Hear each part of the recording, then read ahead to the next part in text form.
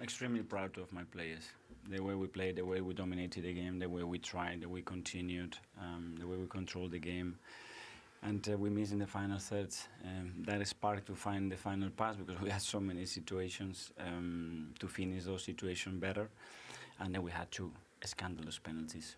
Which do you think was the stronger claim of the two? The Dan Burn pull? No, it's not about the stronger. There are two penalties. That's very simple. The referee offer any opinion to you as to why not afterwards? I'm not talking. I'm talking about what I've seen now, and it's two scandalous penalties. So what's your thought process on why VAR didn't give it then? I don't know. I'm so proud of the work that we've done to see a team that plays the way we play today again. Do you think it was a case, do you think you had enough chances to win the game and you didn't take those chances, or do you have to give Newcastle credit for the way they kept you at bay? I think we generated a lot of situations, a lot of superiority in the game, but we lacked the fact that we needed an extra touch, an extra pass, an extra movement to get clearer chances. But we had, I think, enough chances to win the game. Was it frustrating for you? No, I'm so proud of this team. Do you think as well, the way you're playing now, that you're going to get more teams come here on nights like tonight and set up in the way that Newcastle did? In a way, it's a compliment to you. That Newcastle wanted to set up like this. That is not the way they play. They haven't played against any team like this, so it's great to our players. What do you think of a point overall tonight? Well, that you cannot win, you don't lose. We get a clean sheet, we had a really good performance, and we go again. Does it feel like 2 points dropped this?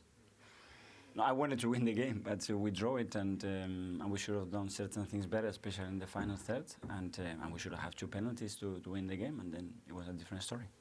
Did you have enough on the bench to change the game at all? Well, we had what we have. Obviously, we had some injuries as well, and attacking areas, we don't have that many options, but it's what it is. I'm so proud of them. You're proud of them, but the window is open. Do you need more options and quickly? That's something that we always try to improve our team, and every window is really important because we still have a lot of things to do in this team. Thanks, Mikel. Thank you very much. But 6 consecutive clean sheets, and that final clean sheet was under threat right at the end. You were out of your seat as Nick Pope spread himself brilliantly.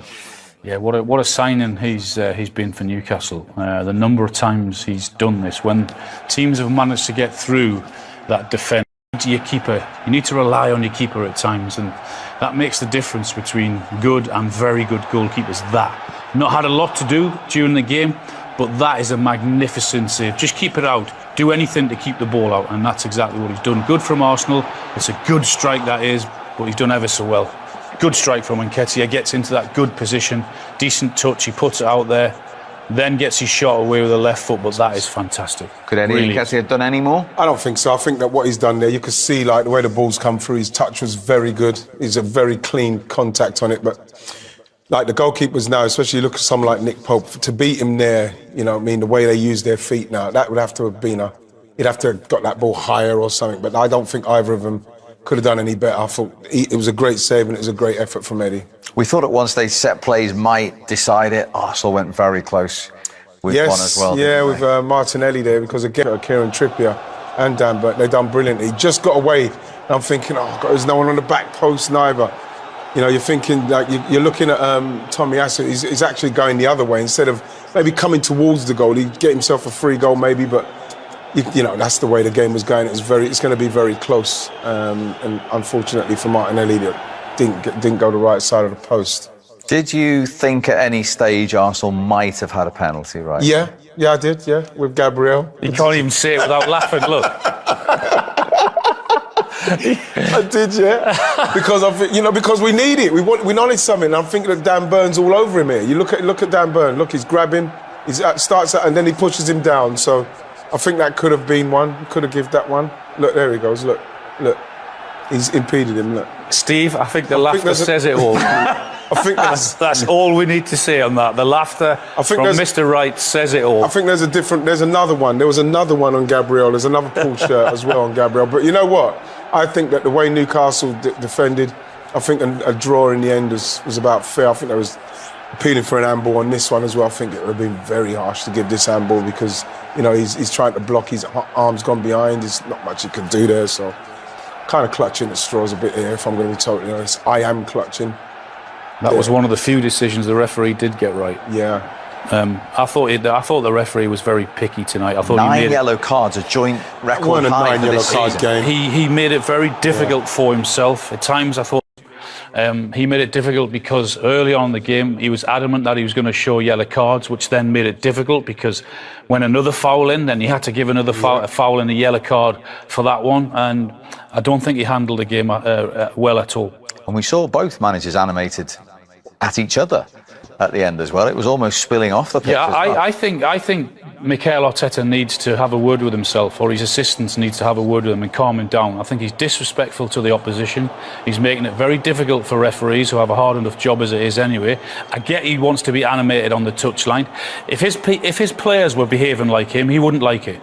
That would cost him. So he, in my opinion, needs to calm down. I get the big stakes. I get the top of the league. I get it's an emotional game. But he's making it very, very difficult for referees, and he's been disrespectful to the opposition.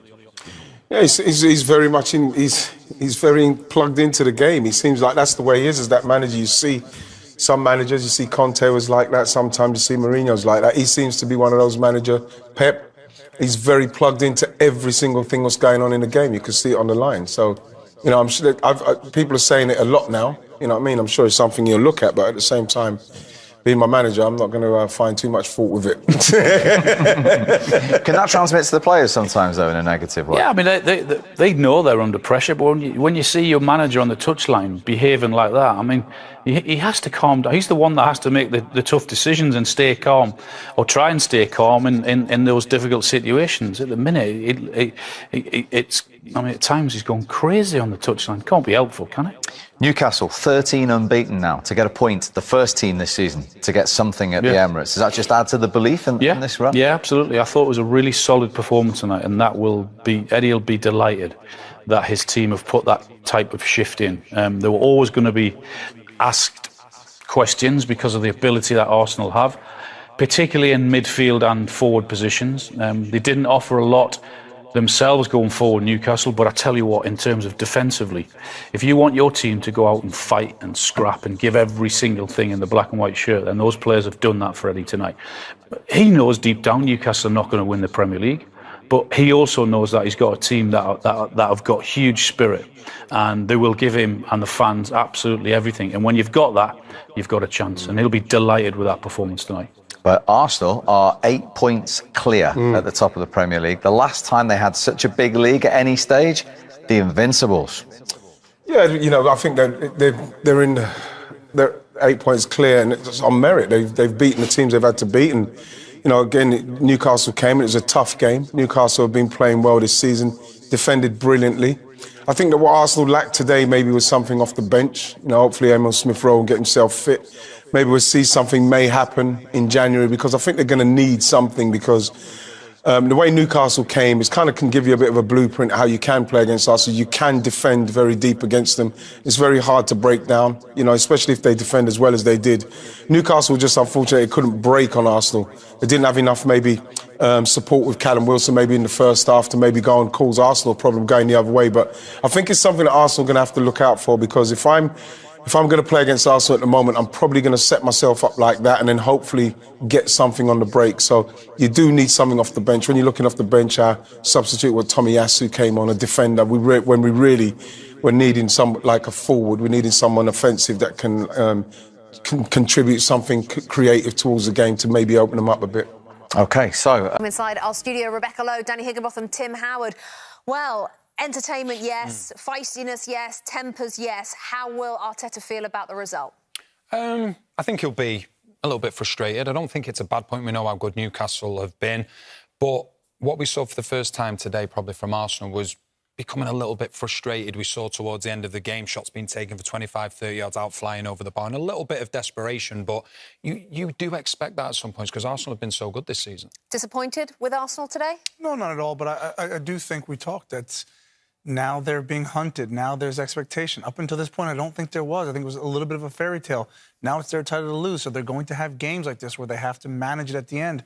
When we talked there off camera, there was some bad decision-making in the final third, which we're not used to seeing from Arsenal. They should have gone wide at certain times, and they tried to go through the middle. So these are things they're going to have to figure out as they chase this title. I think one of the things is, as well, is that Newcastle have gone to Arsenal you know, defended really well. Let's not go away from that. Defensively, they are so strong, but they made it a physical game. Do other teams try and use that as a blueprint now to play against Arsenal?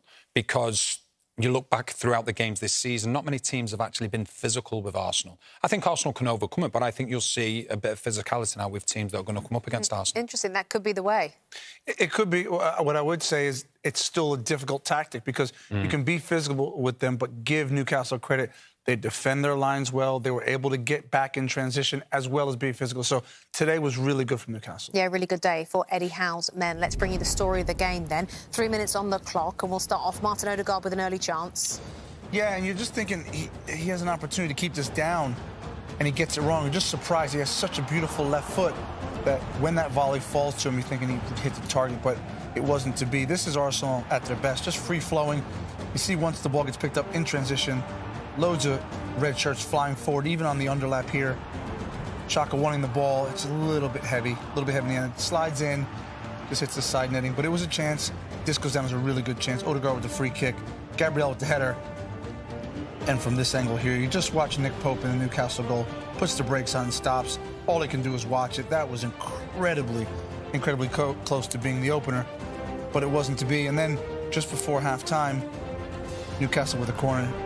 Joelinton nips around the back there. It takes a flick at the front post, and I just think it comes too quickly to Joelinton. Otherwise, that should be on target and a goal. Should have put them up 1-0, but it stayed 0-0 at halftime, and then into the second half, Martinelli gets a chance here from the corner. It's a really good header. He's just outside the post. It's really difficult to try and glance that header back on goal. And you can see there what a really good effort it was, but just goes wide. And then Newcastle didn't have a ton in the game. This ball just gets helped back in, and Dan Burn with a header across, and Murphy there really should be selling out, putting his body on the line. I mean, there's a goal to be had there. And credit Xhaka for edging him out on that particular play. And then Nketiah has a chance here. This is the best chance, I think, of the game for Arsenal. And Nick Pope comes up with a brilliant save. And Nketiah just down the side, does everything right. Gets a clean strike on it. Nick Pope really strong to thwart that chance. Once again, Arsenal in the box. Look at all the red shirts in the box. Unselfishness here. Claim for a handball. You can see all the Arsenal players, they want that handball, but it hits the left elbow of Murphy there. It's tucked into his body. You just see there, it's a natural position. Never a penalty. Mikel Arteta doesn't like it. Eddie Howe let him know where he can go. The referee tries to get involved there, but that's what happens when you're at the top of the table. It's important. Well, Arsenal have won every game at home so far this season. You've got such a wretched record here. What sort of result is that? Yeah, huge. To be fair, I thought Arsenal were really good. They were a tough team to figure out. The players move about a lot in midfield, so I think we struggled with the press. They started really well. Thought we weathered the storm for a bit, but I think it just shows how resilient we've been probably for the past year. And when we're not playing at our best, we're hard to beat. How heavy was that storm, particularly in the first part of the game, and particularly on your side of the pitch? Yeah, Saka's a great player. He can go both ways. I think the wingers helped us a lot, doubled up on him. I thought we sort of got the hang of him as the game went on. But yeah, I think we've got a good mix of young lads and experience in the team, and I think we know that once we weather the storm and we'd settled, I thought we grew into the game, and we were happy with the point. Was it key tonight as well to be tactically spot on in terms of the distances between full-backs and centre-backs, plus getting help from midfield, doubling up, sometimes trebling up on their forward players in the wide areas? Yeah, I think we do a lot of work on sort of converging on the ball. When the ball goes to the wingers, we try and get 3 players on them. And I think the way that they bring sort of Zinchenko into the midfield means they normally play sort of 5 forwards against our 4 back lads. So it's tough, mentally tough. But yeah, I'm happy with the way we performed tonight. Did you know that's 6 clean sheets in a row, which equals a club 40-year record? What does that tell us about what you're doing right now? It just tells us that we're sort of believing in the philosophy, what the gaffer's brought in. We're a really sort of tight-knit group of lads, love working for each other. And I think it was sort of really important that we got that clean sheet tonight against Arsenal. Were you looking to frustrate them as well, take the heat out of the game at times? I think you've got to. I think if you go toe-to-toe with sort of a lot of good teams, sort of City and Liverpool as well, I think a lot of people just expect you to just let them win. But there's a lot of ways to win a football game. yeah, that's what we thought we managed the game well. Heart in the mouth when they were appealing for a penalty at the end? Nah, I knew we were fine. VAR's fine, isn't it? Yeah, no bother. Well done tonight. Thank you very much. Well, let's hear what his manager thought of that, because I'm delighted to say that Eddie Howe is downstairs and joins us live right now. Eddie, thanks so much for speaking to us. What did you think when you heard and saw those claims for a penalty in those final seconds? And tell us about that conversation that was ongoing with Mikel Arteta down there. Well, obviously, at that stage of the game, you're thinking, please, no, the lads have given so much to the game. That would have been a travesty for us. I didn't think it was a penalty just because of the proximity, but you just never know. And, yeah, delighted. Me and Mikel, it was fine. Tell us about the game itself then, Eddie. It seemed like there was a lot of frustration from the Arsenal team. But in terms of what you take from it? I think a very, very good defensive display, very good mentality from the group. I think you saw real teamwork today. We weren't defending in ones. It was very much twos and threes, collective effort all around the pitch. I think Arsenal are very, very good. They pose you different problems. They really stretch you. And we knew defensively we needed to be rock solid. So I don't think there was any period in the game where we were totally okay. It was real work all through the game. We did have our moments. I don't think we were great with the ball today, but we did have our moments, and we could have potentially nicked it on the counter-attack or from a set play. Was it getting through that first 5 or 10 minutes when Arsenal really came at you? Yeah, I think a couple of self-induced moments that gave us problems early in the game. I thought we settled down after 15, 20 minutes, got a foothold in midfield and started to play.